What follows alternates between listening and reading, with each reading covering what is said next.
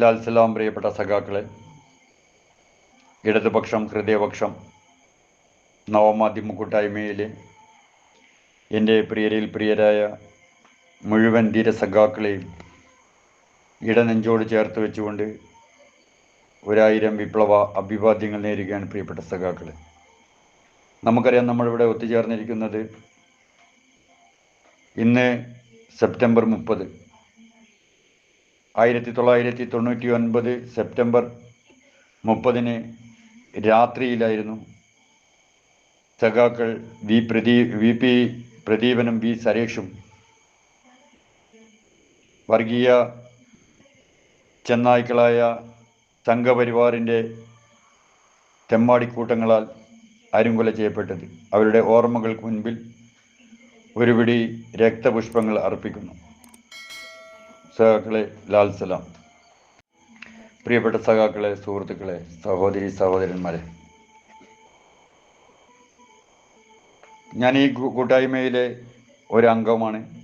അതുകൊണ്ട് തന്നെ ഇതൊരു പ്രഭാഷണമായി ഞാൻ കാണുന്നില്ല. മറിച്ച് നമ്മുടെ സഹോദരന്മാരുമായി എൻ്റെ അറിവിലുള്ള കൊച്ചു കാര്യങ്ങൾ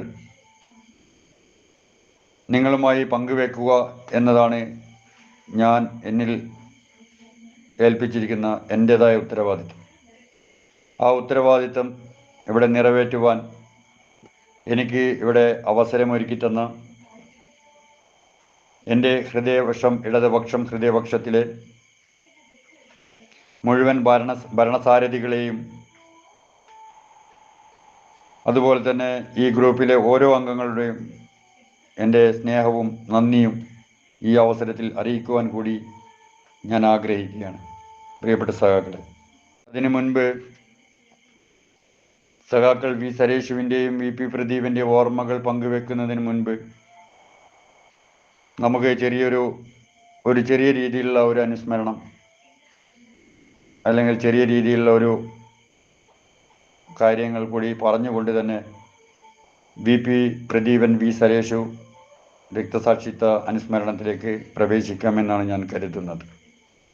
നമുക്കറിയാം, കഴിഞ്ഞ 1994 നവംബർ 25 കൂത്തുപറമ്പ് മാത്രമല്ല, 1994 നവംബർ 25 എന്ന് പറയുന്ന ഒരു തീയതി നമ്മുടെ കേരളവും മലയാളികളുള്ള മേഖലകളൊന്നും മറക്കാൻ സാധ്യതയില്ല. കാരണം അന്നായിരുന്നു MVRൻ്റെയും കെ കരുണാകരൻ്റെയും നേതൃത്വത്തിലുള്ള കാപാലിക പോലീസ് ഭരണാധികാരികൾ കൂത്തുപറമ്പ് എന്ന നഗരത്തെ ചോരമയമാക്കി ആ കൂത്തുപറമ്പിൻ്റെ പട്ടണത്തിൽ 5 രക്തതാരകങ്ങളെ സൃഷ്ടിച്ചത്. കെ രാജീവൻ, KV റോഷൻ, ഷിബുലാൽ, ബാബു, മധു എന്നിങ്ങനെ 5 DYFI പ്രവർത്തകരുടെ ജീവനെടുത്ത അന്നത്തെ UDF ഭരണകൂട ഭീകരത, ആ ഭരണകൂട ഭീകരതയെ നെഞ്ചുപിരിച്ച് നേരിട്ട സഖാവ് പുഷ്പൻ, നമ്മൾ എപ്പോഴും പാടുകയും ഓർക്കുകയും ഒക്കെ ചെയ്തുകൊണ്ടിരുന്ന സഖാവ് പുഷ്പനെ അറിയാമോ എന്നുള്ള ഗാനങ്ങൾ അറിയാത്ത ഒരു പിഞ്ചു കുഞ്ഞു പോലും ഇന്ന് കേരളക്കരയിൽ ഇല്ല എന്നുള്ളതാണ് വാസ്തവം. അത്തരത്തിൽ സമൂഹത്തിൻ്റെ ഹൃദയത്തിൽ ഇടം പിടിച്ച സഖാവ് പുഷ്പൻ ജീവൻ ബാക്കിയായെങ്കിലും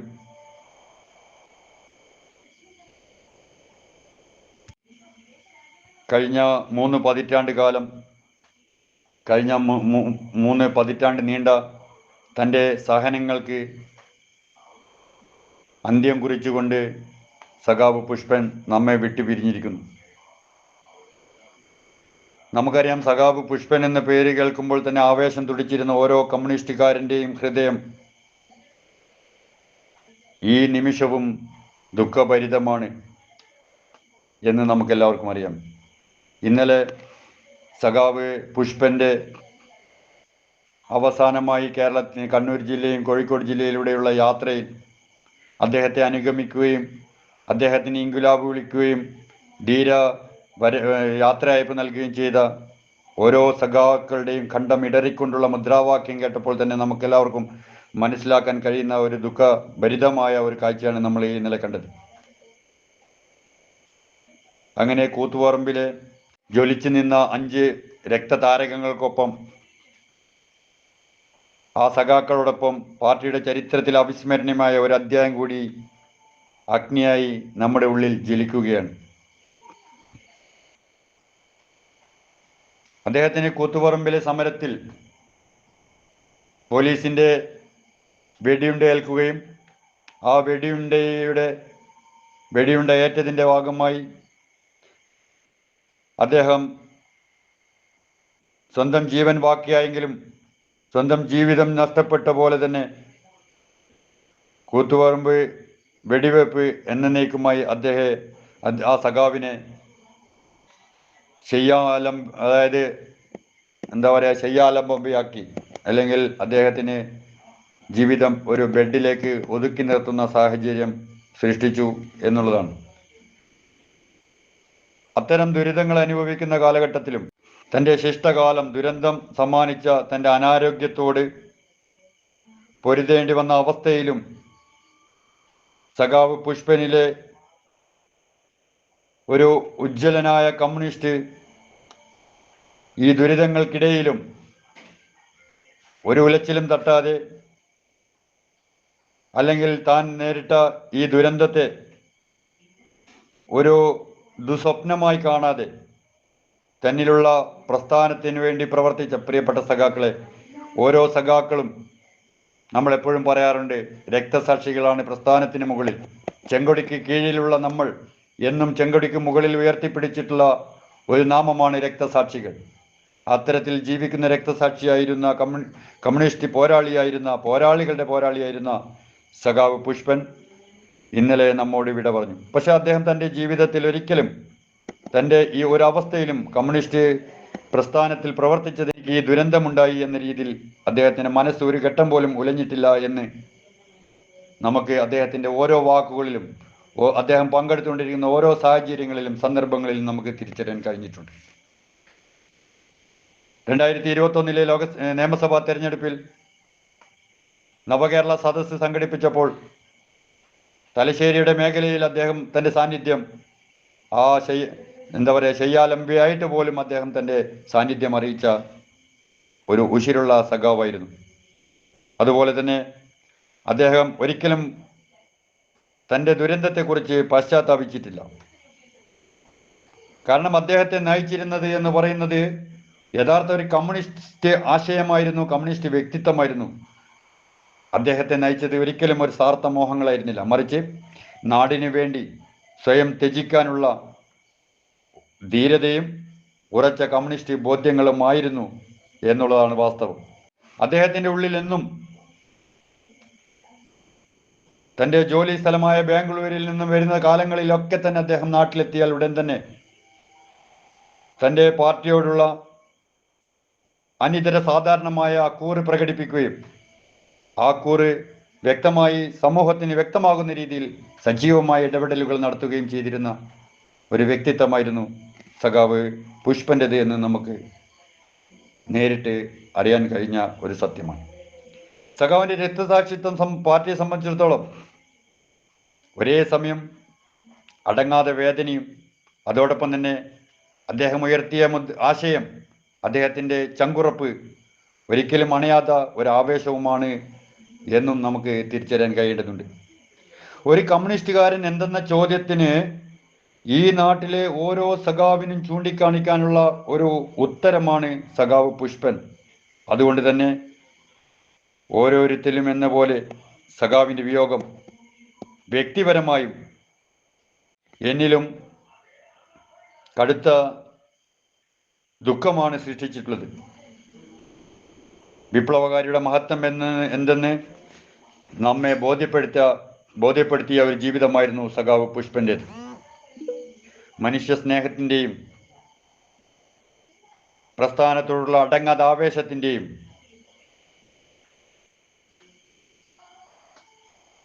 തൻ്റെ ജീവിതം കൊണ്ട് നേടിയെടുത്ത ത്യാഗത്തിൻ്റെയും അനശ്വര പ്രതീകമായ സഖാവ് പുഷ്പൻ നമ്മോട് ഇന്നലെ വിട പറഞ്ഞു നമുക്ക് മാർഗദർശനമായി നമ്മുടെ ഹൃദയത്തിൽ ഒരു ജ്വലിക്കുന്ന നക്ഷത്രമായി തീർന്നിരിക്കുകയാണ്. അത്തരമൊരു സന്ദർഭത്തിൽ സഖാക്കളുടെയും സഖാവ് പുഷ്പൻ്റെ കുടുംബത്തിൻ്റെയും വേദനയിൽ ഇടതുപക്ഷം, ഹൃദയപക്ഷം, നവമാധ്യമ കൂട്ടായ്മയിലെ ഓരോ അംഗത്തോടൊപ്പം ഞാനും പങ്കുചേരുന്നു.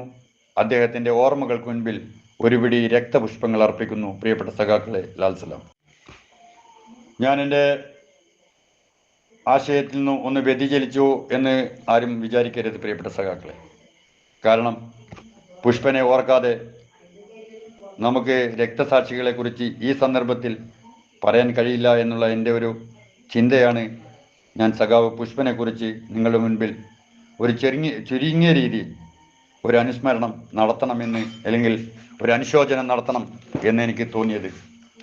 നമ്മുടെ പറഞ്ഞു വരുന്നത്, നമ്മുടെ ഇന്നത്തെ നമ്മൾ യഥാർത്ഥത്തിൽ ഒരു തീരുമാനം എടുത്തിരുന്ന വിഷയം, പുലിയോട് രക്തസാക്ഷികൾ VP പ്രദീപനും V സരേഷും, നാടിൻ്റെ പൊന്നോമനകളായിരുന്ന, ഒരു സമൂഹത്തിൻ്റെ ആകെ കണ്ണിലുണ്ണികളായിരുന്ന VP പ്രദീപനും V സരേഷും ഇന്നും ജീവിച്ചിരിക്കുന്ന, അല്ലെങ്കിൽ അരജീവനോടുകൂടി ജീവിക്കുന്ന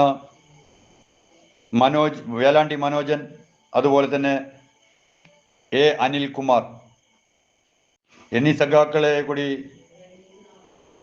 സഖാവ് സരേഷുവിൻ്റെയും പ്രദീപിൻ്റെയും ഓർമ്മയോടൊപ്പം ഞാൻ ചേർത്ത് ഓർമ്മിക്കാൻ ആഗ്രഹിക്കാൻ. വി മനോജൻ എന്ന് പറയുന്നത് നമ്മുടെ CH Nagar A branch secretary ആയിരുന്നു.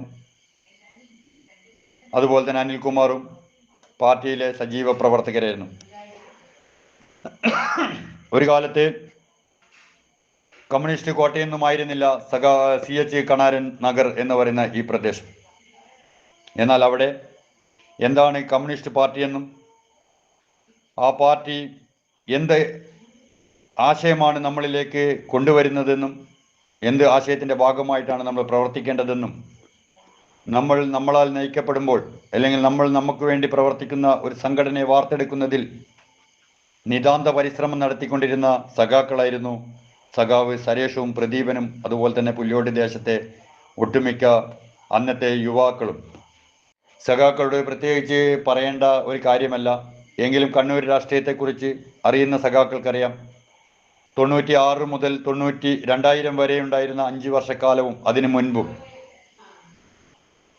കേരളത്തെ വർഗീയ ഭൂമിയാക്കുവാനും മതാധിഷ്ഠിതമായ ചിന്തയിൽ മനുഷ്യനെ വിഭജിക്കുന്ന രീതിയിലുള്ള പ്രവർത്തനങ്ങൾ നടത്തുകയും, അത്തരം പ്രവർത്തനങ്ങളിൽ ഏർപ്പെടുന്നവരെ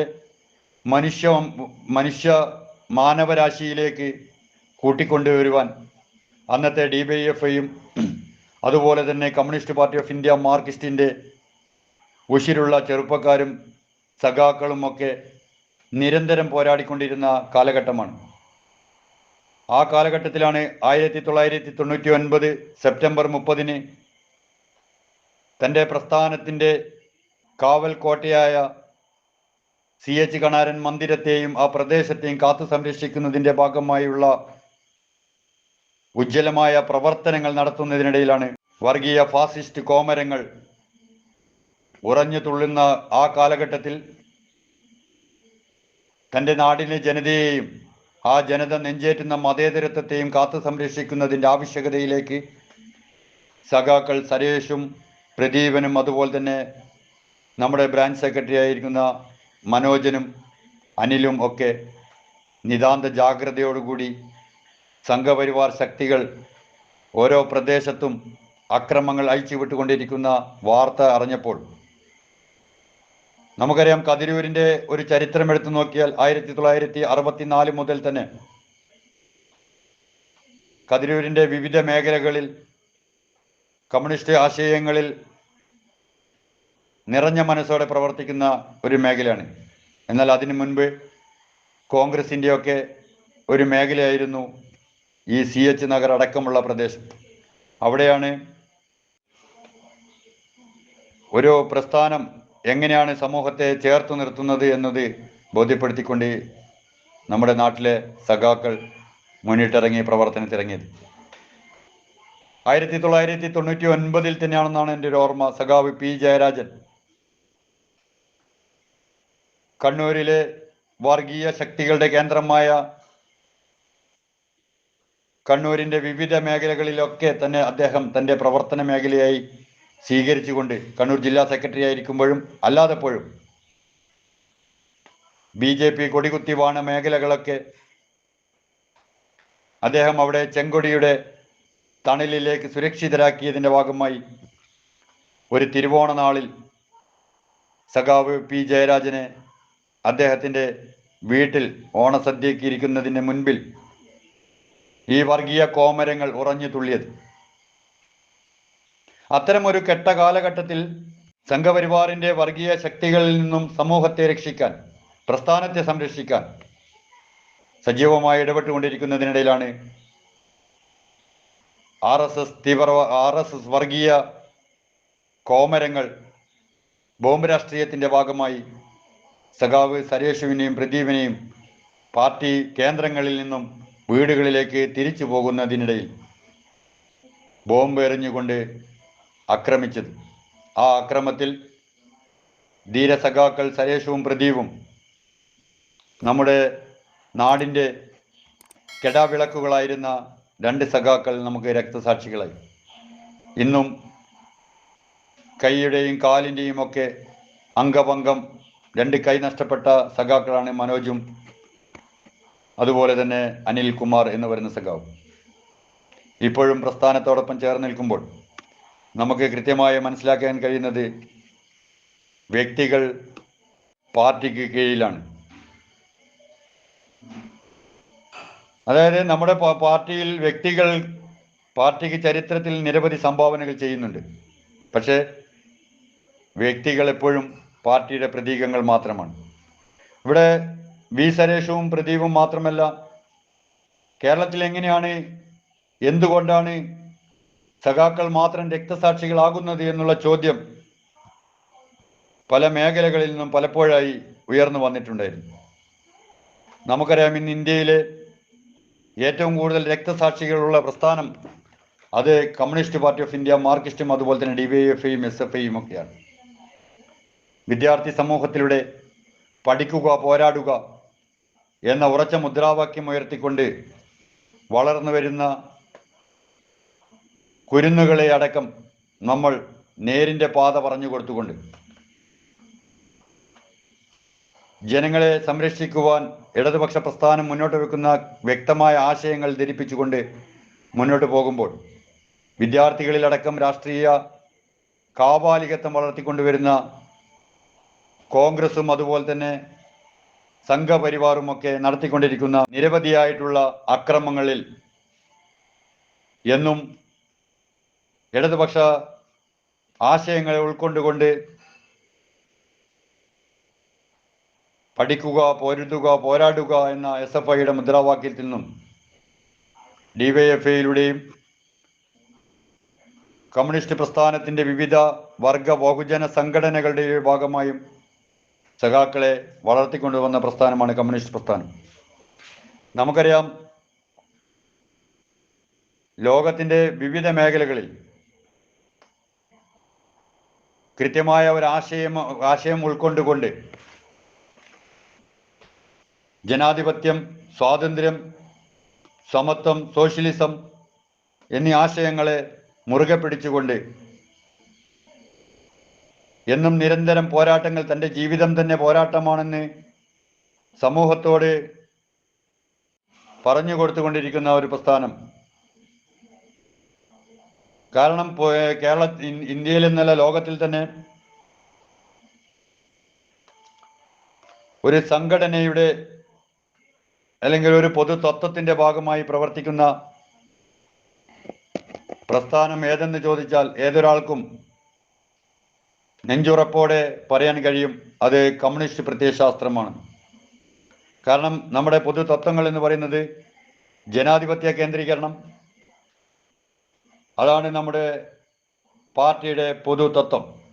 അത്തരത്തിലുള്ള കമ്മ്യൂണിസ്റ്റുകാരുടെ പ്രതിബദ്ധത, പ്രചാരണ പ്രക്ഷോഭണ പ്രവർത്തനങ്ങളെപ്പറ്റി, രാഷ്ട്രീയ പോരാട്ടങ്ങളുടെ സംഘടനം, പാർട്ടി സംഘടനയുടെ പൊതുവായ ഘടന, നിയമവിരുദ്ധവും നിയമപരവുമായ പൊതുപ്രവർത്തനങ്ങളുടെ മിശ്രണം ഇതെല്ലാം സമൂഹത്തിലേക്ക് എത്തിക്കുന്ന പാർട്ടിയുടെ പത്രം എന്നിങ്ങനെ 8 അധ്യായങ്ങളാണ്, 8 മേഖലകളായിട്ടാണ് നമ്മുടെ പ്രസ്ഥാനം നമ്മോട് പറഞ്ഞു തരുന്നത്. പാർട്ടി സംഘടന എല്ലായ്പ്പോഴും നിലവിലുള്ള സ്ഥിതിഗതികളുമായി അതിൻ്റെ പ്രവർത്തന ഉദ്ദേശവുമായും പൊരുത്തപ്പെട്ടു പോകുന്ന ഒന്നായിരിക്കണം. അത് നമ്മുടെ നിർബന്ധമായ ഒരു കാര്യമാണ്. വിപ്ലവകരമായ വർഗസമരത്തിലും തുടർന്ന് നടക്കുന്ന സോഷ്യലിസ്റ്റ് പരിവർത്തനത്തിലും, അതായത് കമ്മ്യൂണിസ്റ്റിലേക്കുള്ള ആദ്യ ചുവടുപ്പിലും കമ്മ്യൂണിസ്റ്റ് പാർട്ടി ആയിരിക്കണം തൊഴിലാളി വർഗത്തിലെ ഏറ്റവും മുന്നണിയിൽ നിൽക്കുന്ന വിഭാഗം, അതായത് പാർട്ടിയുടെ മുന്നണി പടയാളിയായിരിക്കണം. ഇത്തരത്തിൽ സമൂഹത്തിന് മുൻപിൽ നിരവധി വ്യക്തമായ ആശയങ്ങൾ ഉൾക്കൊണ്ടുകൊണ്ട് പ്രവർത്തിക്കുന്ന ഒരു സംഘടനയാണ് communist party of India Marxist. അതിൻ്റെ ഭാഗമായി നമുക്ക് നമ്മുടെ കൂടെ പ്രവർത്തിക്കേണ്ട നിരവധി സഖാക്കൾ നമുക്ക് രക്തസാക്ഷികളായിട്ടുണ്ട്. പുല്ലോട് പ്രദേശത്ത് മാത്രമല്ല, വിവിധ മേഖലകളിൽ RSSന്റെ കാപാലികർ 1997, 98, 99 കാലഘട്ടങ്ങളിൽ വിവിധ മേഖലകളിൽ പ്രസ്ഥാനത്തിന്റെ ഭാഗമായി പ്രവർത്തിച്ചത് എന്ന ഒറ്റ കാരണത്തിന്റെ ഭാഗമായി, അല്ലെങ്കിൽ തങ്ങളുടെ വർഗീയ അജണ്ട കേരളത്തിന്റെ മണ്ണിൽ ക്ലച്ച് പിടിക്കാതിരിക്കാൻ ഒരേ ഒരു തടസ്സം കമ്മ്യൂണിസ്റ്റ് പ്രസ്ഥാനമാണ്. ആ കമ്മ്യൂണിസ്റ്റ് പ്രസ്ഥാനത്തെ ഇല്ലായ്മ ചെയ്യാൻ, അല്ലെങ്കിൽ കമ്മ്യൂണിസ്റ്റ് പ്രസ്ഥാനത്തോട് ചേർന്ന് നിന്ന് പ്രവർത്തിക്കുന്ന സഖാക്കളുടെ മനസ്സിൽ ഒരു വിഭ്രാന്തി ഉണ്ടാക്കിയെടുത്താൽ അവർ ഈ പ്രസ്ഥാനത്തിൽ നിന്നും പിന്മാറിക്കൊണ്ട് അവിടെ നമുക്ക് നുഴഞ്ഞു കയറിക്കൊണ്ട് അവിടെ നമ്മുടെ വർഗീയ ധ്രുവീകരണവും ഫാസിസം വളർത്തിയെടുക്കാമെന്നുള്ള ചപലമായ വ്യാമോഹങ്ങളുടെ ഒരു പ്രവർത്തനത്തിന്റെ ഭാഗമാണ് നമ്മളെ കണ്ണൂർ രാഷ്ട്രീയത്തിലും കേരളത്തിന്റെ വിവിധ ഭാഗങ്ങളിലുള്ള രാഷ്ട്രീയത്തിലും സംഘപരിവാറും അതുപോലെ തന്നെ കോൺഗ്രസും നടത്തിക്കൊണ്ട് വന്നിരുന്നത് നമ്മൾ കണ്ടത്. കമ്മ്യൂണിസ്റ്റ് ആവുക എന്ന് പറയുന്നതിലൂടെ നമ്മൾ തിരിച്ചറിയേണ്ടത് നമ്മളല്ല കമ്മ്യൂണിസ്റ്റ്, ഞാനല്ല ഒരു കമ്മ്യൂണിസ്റ്റ്, നമ്മളാണ് കമ്മ്യൂണിസ്റ്റ് എന്ന് കൃത്യമായി നമ്മെ പഠിപ്പിക്കുന്ന പ്രസ്ഥാനമാണ് കമ്മ്യൂണിസ്റ്റ് പ്രസ്ഥാനം. ഇവിടെ കമ്മ്യൂണിസ്റ്റ് പാർട്ടിയെ സംബന്ധിച്ചിടത്തോളം ആശയങ്ങൾക്ക് ഒരു ദാരിദ്ര്യവുമില്ല. നമ്മുടെ ആശയം എന്ന് പറയുന്നത് ഒറ്റയടിക്ക് കമ്മ്യൂണിസം ഉണ്ടാക്കിയെടുക്കുക എന്നുള്ളതല്ല, മറിച്ച് ജനങ്ങൾക്ക് വേണ്ടി ജനങ്ങളാൽ നയിക്കപ്പെടുന്ന ഒരു സംഘടന അല്ലെങ്കിൽ ഒരു സംവിധാനം നമ്മുടെ രാജ്യത്ത് ഉണ്ടാക്കിയെടുക്കണം. ലോകരാജ്യങ്ങളുടെ മുൻപിൽ ആദ്യമായി തൊഴിലാളികളെ സംഘടിക്കുകയും, അതായത് ഏതെങ്കിലും ഒരു വിഭാഗത്തെ മുൻനിർത്തിക്കൊണ്ടല്ല ആ മുദ്രാവാക്യം ഉയർത്തിയത്.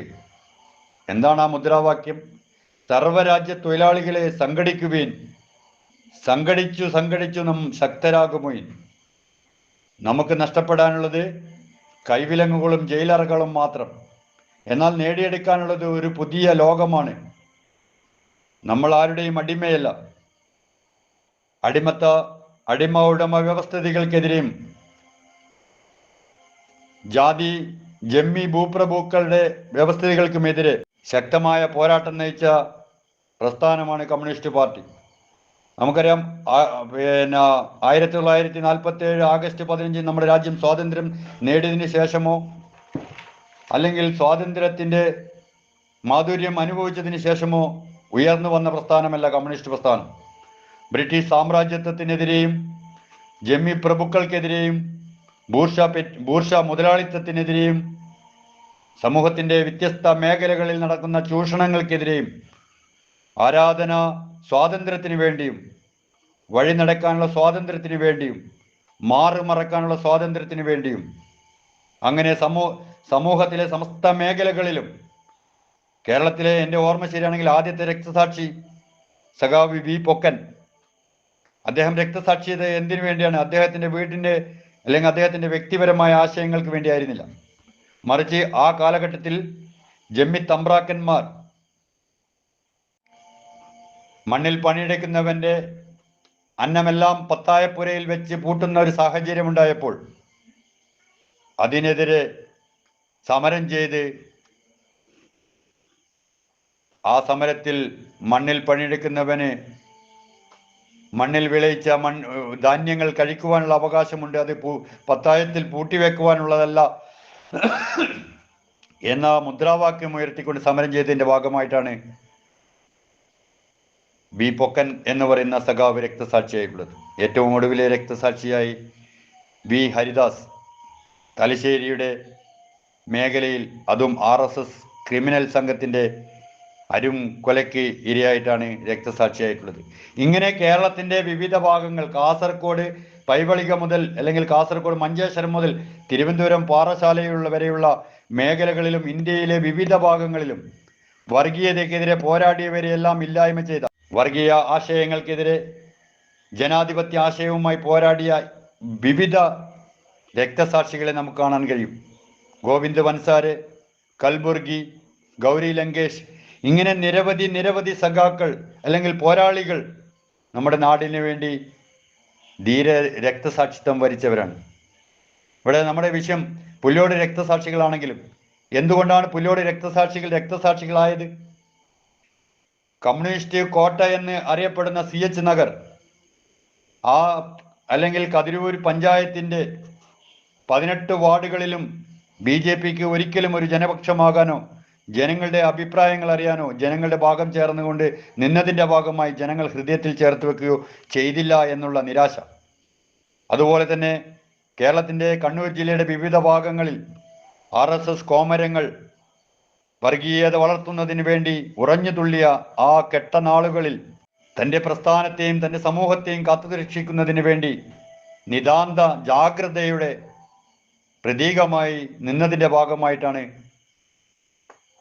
പുല്ലോട് ദേശത്തെ വളർന്നു വരുന്ന യുവത്വത്തെയും അതുപോലെ തന്നെ പൊതുസമൂഹത്തെയും കമ്മ്യൂണിസ്റ്റ് പ്രസ്ഥാനം എന്താണ് മുന്നോട്ട് വെക്കുന്ന ആശയമെന്നും അതിലൂടെ നമുക്ക് നേടിയെടുക്കാൻ കഴിയുന്ന സുരക്ഷിതത്വം എന്താണെന്നും, നമ്മൾ ഈ മേഖലയിൽ, നമ്മുടെ ഈ കേരളം ഇത്രയും സുരക്ഷിതമായി കഴിയാൻ കഴിയുന്നത് പോലും ചെങ്കൊടിയുടെ തണൽ നമ്മുടെ സംസ്ഥാനത്ത് അതിശക്തമായ രീതിയിൽ ഉണ്ട് എന്നുള്ളത് സമൂഹത്തെ ബോധ്യപ്പെടുത്തുക എന്ന ഉത്തമ ലക്ഷ്യം വെച്ചുകൊണ്ട് പ്രവർത്തിച്ചവരായിരുന്നു സഖാക്കൾ V സരേഷും VP പ്രദീപനുമൊക്കെ. നമുക്കറിയാം, കേരളത്തിന് പുറത്ത് വിവിധ മേഖലകളിൽ രാഷ്ട്രീയമായി, വർഗീയമായി, വംശീയമായി അരുംകൊലകൾ നടന്നുകൊണ്ടിരിക്കുന്ന കാലഘട്ടത്തിൽ പോലും കേരളത്തിൽ എന്തുകൊണ്ടാണ് സംഘപരിവാർ ശക്തികൾക്കും അതുപോലെ തന്നെ മത തീവ്രവാദ ശക്തികൾക്കും അവരെ ഒരു സമൂഹത്തിൻ്റെ ഭാഗമായി അവരെ സമൂഹം ഏറ്റെടുക്കാത്തത്? നമുക്കറിയാം, ഈ ബാലഗോകുലം പോലുള്ള പരിപാടികളൊക്കെ നടക്കുമ്പോൾ വലിയ രീതിയിൽ സമൂഹം അതുപോലെ തന്നെ ആൾക്കൂട്ടമൊക്കെ ഉണ്ടാകുമെങ്കിലും ഒരിക്കലും കേരളത്തിൻ്റെ മനസ്സിൽ വർഗീയതയ്ക്ക് ഒരു ഇടം കൊടുക്കാൻ കേരളത്തിലെ പ്രബുദ്ധരായ മാനവ രാശി തയ്യാറായിട്ടില്ല. എങ്കിലും അവർ പലപ്പോഴും 1974 നടന്ന തലശ്ശേരി വർഗീയ കലാപം മുതൽ തന്നെ നമുക്ക് എടുത്തു നോക്കിയാൽ കാണാൻ കഴിയും, സമൂഹത്തിൻ്റെ വിവിധ ധാരകളിൽ അവർ ഉയർന്നു വന്ന പ്രദേശങ്ങളെല്ലാം തന്നെ അവർ ചോര കൊണ്ട് ചുവപ്പിച്ചുകൊണ്ട്, അല്ലെങ്കിൽ മനുഷ്യരുടെ മനസ്സുകളിലേക്ക് ഭയത്തിൻ്റെ ഒരു മേഖല സൃഷ്ടിച്ചുകൊണ്ട് വളർന്നു വന്ന സംഘടനയാണ് സംഘപരിവാർ. സ്വാതന്ത്ര്യാനന്തരകാലവും സ്വാതന്ത്ര്യത്തിന് മുൻപും വ്യക്തമായ ഒരു ആശയമില്ലാതെ പ്രവർത്തിച്ച സംഘടനയാണ് സംഘപരിവാർ. ഇന്ന് നമുക്കറിയാം, കേരളത്തിൻ്റെ വിവിധ ഭാഗങ്ങളിൽ മത തീവ്രവാദ സംഘടനകളായ ജമാഅത്ത് ഇസ്ലാമിയും അതുപോലെ തന്നെ വെൽഫെയർ പാർട്ടിയും പോപ്പുലർ ഫ്രണ്ടും ഒക്കെ വളർന്നു വരുന്നു.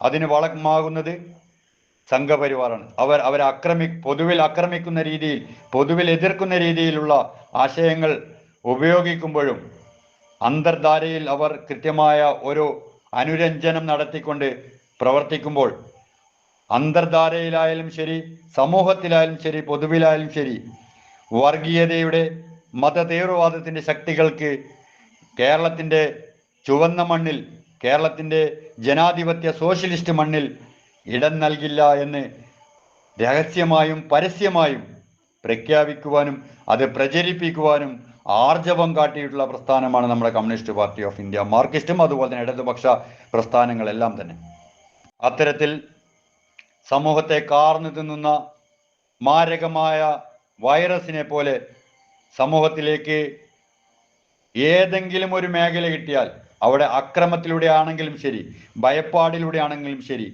തങ്ങൾക്ക് തങ്ങളുടെ വേര് ഉറപ്പിക്കണമെന്നുള്ള ഒരു നിശ്ചയദാർഢ്യവുമായി മുന്നോട്ട് വരുന്ന സംഘപരിവാറിൻ്റെ മൂന്നാമത് ഭരണം നടക്കുന്ന നമ്മുടെ ഈ കാലഘട്ടത്തിൽ നമുക്ക് എല്ലാവർക്കും പ്രതീക്ഷയുടെ പൊൻകിരണമായി ഇടതുപക്ഷ ജനാധിപത്യ മുന്നണി സർക്കാർ മതത്തെ മതമായി കാണാനും മനുഷ്യനെ മനുഷ്യനായി കാണുവാനും ഒരു മതത്തെയും എതിർക്കാതെയും എന്നാൽ എൻ്റെ മതമാണ് ശരിയെന്ന് പറയുന്ന തെറ്റായ വർഗീയ ആശയങ്ങൾക്കെതിരെ എന്നും തൻ്റെ ചങ്കിലെ ചോര കൊണ്ട് കവചം തീർത്തുകൊണ്ട് നമുക്ക് ഒരു പ്രൊട്ടക്ഷൻ ഫോഴ്സായി എന്നും നിലകൊണ്ടിട്ടുള്ള പ്രസ്ഥാനം അത് communist party of India Marxist എന്ന സംഘടനയാണെന്നും അതോടൊപ്പം തന്നെ നമ്മുടെ യുവജന സംഘടനകളും ഇടതുപക്ഷ ആശയവുമാണെന്നും നമുക്ക് തിരിച്ചറിയേണ്ട കാലഘട്ടമാണിത്. കാരണം നമ്മൾ ഈ കഴിഞ്ഞ 2024 നടന്ന ലോകസഭാ തെരഞ്ഞെടുപ്പിൽ നമ്മൾ വളരെ വ്യക്തമായ രീതിയിൽ സമൂഹത്തോട് പറഞ്ഞ ഒരു ആശയമുണ്ടായിരുന്നു. 100 വർഷമാകാൻ കാത്തു നിൽക്കുന്ന ഒരു വ്യാളി നമ്മുടെ സമൂഹത്തിന് മുകളിൽ ഇങ്ങനെ വളരെ നിശബ്ദതയോടെ സൈലന്റ് കില്ലറെ പോലെ കാത്തു നിൽക്കുന്നുണ്ട്. ഈ ലോകസഭാ തെരഞ്ഞെടുപ്പിൽ സംഘപരിവാറിന് മൂന്നാമതുകൂടി ഒരു അവസരം ലഭിക്കുകയാണെങ്കിൽ അവരുടെ ഏറ്റവും വലിയ അജണ്ടയായ രാജ്യത്തെ മതാധിഷ്ഠിതമാക്കുക എന്ന ആശയം നടപ്പിലാക്കാൻ അവർക്ക് സാഹചര്യമുണ്ടാകും. അതുകൊണ്ട് സംഘപരിവാറിൻ്റെ കയ്യിൽ നിന്നും രാജ്യത്തിൻ്റെ ഭരണാധികാരം അത് ജനാധിപത്യത്തിൻ്റെ കരങ്ങളിലേക്ക് എത്തിക്കും നമ്മൾ സജീവമായി ഇടപെടേണ്ടതുണ്ട്. എന്നാൽ സ്വാതന്ത്ര്യ സമരം തങ്ങളുടെ കുത്തക അവകാശമാണെന്ന് പറയുകയും പ്രചരിപ്പിക്കുകയും ചെയ്യുന്ന കോൺഗ്രസ് അടക്കമുള്ള വലതുപക്ഷ രാഷ്ട്രീയവും ഇന്നത്തെ സാമ്രാജ്യത്വ ശക്തികളായ കോർപ്പറേറ്റുകൾക്ക് വേണ്ടി വിട്ടുപണി ചെയ്യുന്ന മാപ്രകളും മാധ്യമങ്ങളും വലിയ രീതിയിൽ കെട്ട പ്രചരണങ്ങൾ അയച്ചുവിട്ട് ജനങ്ങളുടെ ഹൃദയത്തിലേക്ക് തെറ്റായ ആശയങ്ങൾ പ്രചരിപ്പിച്ചതിൻ്റെ ഭാഗമായി സംഘപരിവാർ ശക്തികളെ ഒന്നും ഒരു വിധത്തിലും തടഞ്ഞു നിർത്താൻ കഴിയാത്ത കോൺഗ്രസിൻ്റെ സ്ഥാനാർത്ഥികളാണ് നമ്മുടെ നാട്ടിൽ 20 MP-മാരിൽ 18 MP-മാർ ജയിച്ചത്. നമുക്കറിയാം, ഒരു കാലത്ത് കോൺഗ്രസ് എന്ന് പറയുന്ന പ്രസ്ഥാനം തിരുവായ്ക്ക് എതിർവായി ഇല്ലാതെ പ്രവർത്തിച്ചിരുന്ന ഒരു പ്രസ്ഥാനമായിരുന്നു. എന്നാൽ മെല്ലെ മെല്ലെ കോൺഗ്രസുകളെല്ലാം BJP-യായി മാറിയ ഓരോ ഘട്ടത്തിലും സ്വന്തം നിലപാട് ഉയർത്തിപ്പിടിക്കുന്നതിന് പകരം RSSന്റെ നിലപാട് ഉയർത്തിപ്പിടിക്കാനാണ് കോൺഗ്രസ് ശ്രമിച്ചത്. പ്രത്യേകിച്ച് കേരളത്തിലെ നമുക്കറിയാം, KPCC പ്രസിഡന്റൊക്കെ പ്രസംഗിച്ചപ്പോൾ പറഞ്ഞ വാചകങ്ങളൊക്കെ നമുക്ക് എല്ലാവർക്കും അറിയാവുന്നത് കൊണ്ട് അത്തരം വിഷയങ്ങളിലേക്കൊന്നും ഞാൻ ദീർഘമായി പോകാൻ ആഗ്രഹിക്കുന്നില്ല. ഇവിടെ നമ്മുടെ രാജ്യത്തെ ഉയർന്നവൻ താഴ്ന്നവൻ ന്യൂനപക്ഷം ഭൂരിപക്ഷം എന്ന രീതിയിൽ വിഭജിക്കുന്നതിൻ്റെ ആവശ്യകതയിലേക്ക് ഏക സിവിൽ കോഡ്, പൗരത്വ ഭേദഗതി, NRC പോലുള്ള നിയമങ്ങൾ കൊണ്ടുവന്നപ്പോൾ അതിനെതിരെ യാതൊരുവിധ ആശയവും ഉയർത്തിപ്പിടിക്കാൻ അല്ലെങ്കിൽ അതൊരു തെറ്റായ നിലപാടാണെന്ന് സഭയിൽ പറയാൻ പോലും തയ്യാറാകാത്ത കോൺഗ്രസ്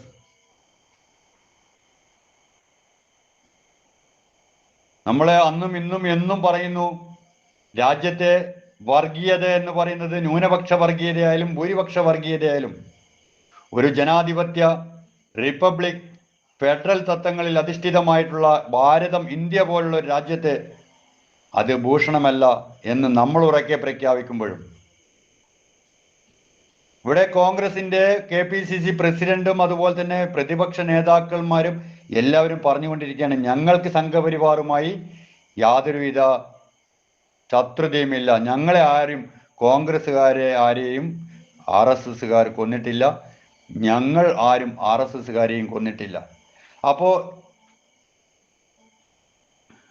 നിർണായകമായ ഘട്ടങ്ങളിലെല്ലാം തന്നെ വ്യക്തമായ ആശയങ്ങൾ മുറുകെ പിടിച്ച് പ്രവർത്തിക്കുന്നതിന് പകരം സ്വാർത്ഥ താല്പര്യങ്ങൾക്കും സാന്ദർഭിക താല്പര്യങ്ങൾക്കും നേതൃത്വം വഴങ്ങിക്കൊടുക്കുന്ന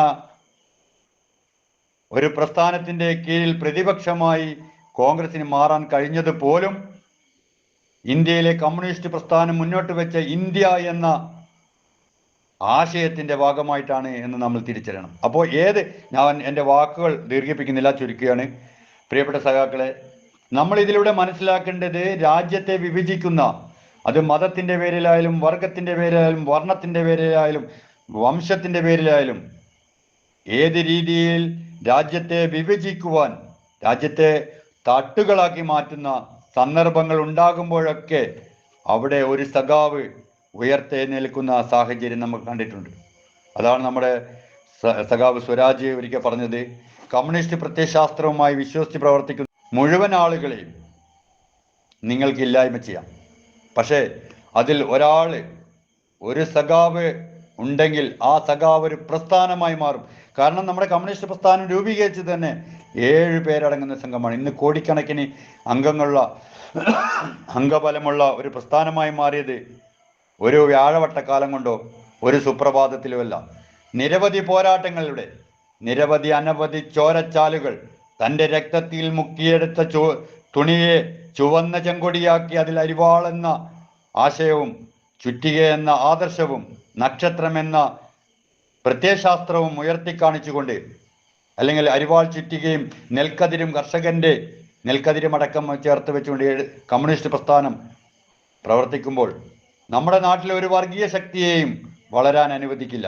അത്തരം ഘട്ടങ്ങളിലെല്ലാം ഒരു സഖാവ് അതൊരു പ്രസ്ഥാനമായി മാറിക്കൊണ്ട് ഇതിനെതിരെ പോരാടാൻ ശ്രമിച്ചപ്പോൾ അവിടെ നമുക്ക് വലിയ നഷ്ടങ്ങൾ ഉണ്ടായിട്ടുണ്ട്. നമ്മളിൽ ഒരാളായി ഇന്നും നമ്മോടൊപ്പം കഴിയേണ്ടിയിരുന്ന സഖാക്കൾ പലരും നമ്മോട് വിട പറഞ്ഞു പോകുന്ന സാഹചര്യം ഉണ്ടായിട്ടുണ്ട്. അത്തരം ഒരു സാഹചര്യം ഉണ്ടാകുമ്പോൾ പോലും നെഞ്ചിൽ ഒരു കറുത്ത കൊടിയും നെഞ്ചിൽ ഒരു കറുത്ത ബാഡ്ജും നമ്മുടെ ചെങ്കൊടി താഴ്ത്തിക്കെട്ടി നമ്മൾ ശിരസ് കുനിഞ്ഞ് നിന്നിട്ടുണ്ടെങ്കിൽ, പ്രിയപ്പെട്ട സഖാക്കളെ, അത് ഈ പ്രസ്ഥാനത്തിന്റെ തകർച്ചയായി അല്ലെങ്കിൽ ഈ പ്രസ്ഥാനത്തിന്റെ തോൽവിയായി കാണുന്നവരോട് ഞങ്ങൾക്ക് ഒന്നേ പറയാനുള്ളൂ, ആ തല താഴ്ത്തിയത് ഞങ്ങൾ ചെങ്കൊടിക്ക് കീഴിലാണ്. ആ ചെങ്കൊടിക്ക് മുകളിൽ ഒരു രക്തസാക്ഷി ഉണ്ടെങ്കിൽ അത് ഞങ്ങളാണ്. നാളത്തെ രക്തസാക്ഷി ചിലപ്പോൾ ഞാനായിരിക്കാം. പക്ഷേ എൻ്റെ വരുന്ന തലമുറ എന്നോട് പറയും, നിങ്ങൾ കാണിച്ച പാതയിലൂടെ ഞങ്ങൾ മുന്നേറുക തന്നെ ചെയ്യും, പോരാടുക തന്നെ ചെയ്യും. നാടിൻ്റെ നല്ലൊരു നാളെ പിറക്കുന്നതിന് വരെ അത്തരത്തിൽ പോരാട്ടത്തിൽ ഏർപ്പെട്ട മുഴുവൻ രക്തസാക്ഷികളെയും ഇടനെഞ്ചിൽ ചേർത്ത് വെച്ചുകൊണ്ട് നമ്മൾ പറയുന്ന ഒരു വാചകമുണ്ട്, ലാൽ സലാം സഖാക്കളെ, ലാൽ സലാം. ഇൻകുലാബിന്റെ മന്ത്രധ്വനികൾ ഉണരുന്ന കാലം വരെ ചെങ്കൊടി താഴുന്ന ഒരു സാഹചര്യം ഉണ്ടാകുമെങ്കിൽ അത് ഇനി ഇല്ലാതാക്കാൻ, ചെങ്കൊടി താഴ്ത്താൻ ആരെയും അനുവദിക്കാതെ ആ ചെങ്കൊടി പ്രസ്ഥാനത്തിന്റെ കീഴിൽ വളർന്നു വരുന്ന ഓരോ സമൂഹവും നാടിന്റെ നല്ല നാളേക്ക് വേണ്ടി പോരാടുക തന്നെ ചെയ്യും. അതിനു വേണ്ടിയാണ് നമുക്ക് മുൻപേ കടന്നുപോയവർ നമുക്ക് വഴികാട്ടി തന്നിട്ടുള്ളത്. അവനവന് വേണ്ടിയല്ലാതെ അവരന് ചുടുരക്തമൂറ്റി കുലം വിട്ടു പോകുന്ന സഖാക്കൾ ഓരോരാളും നമുക്ക് പറഞ്ഞു തന്ന ഒരാശയമുണ്ട്, പോരാടുക, പൊരുതുക, പോരാടുക. ആ പോരാട്ട ഭൂമിയിൽ തളർന്നു വീണവരുണ്ടാകാം. അവരെ ഉയർത്തിപ്പിടിച്ച ചെങ്കൊടിയും ശുഭ്രപതാകയും ഒരിക്കലും താഴാതെ സൂക്ഷിക്കാൻ നമുക്കെല്ലാവർക്കും ഉത്തരവാദിത്വമുണ്ട്. അത് നമ്മുടെ കടമയാണെന്ന് കാണുവാൻ ഓരോ രക്തസാക്ഷികളും ആകാശത്തിന്റെ നീലിമയിലിരുന്ന് നമ്മോട് ചോദിക്കും,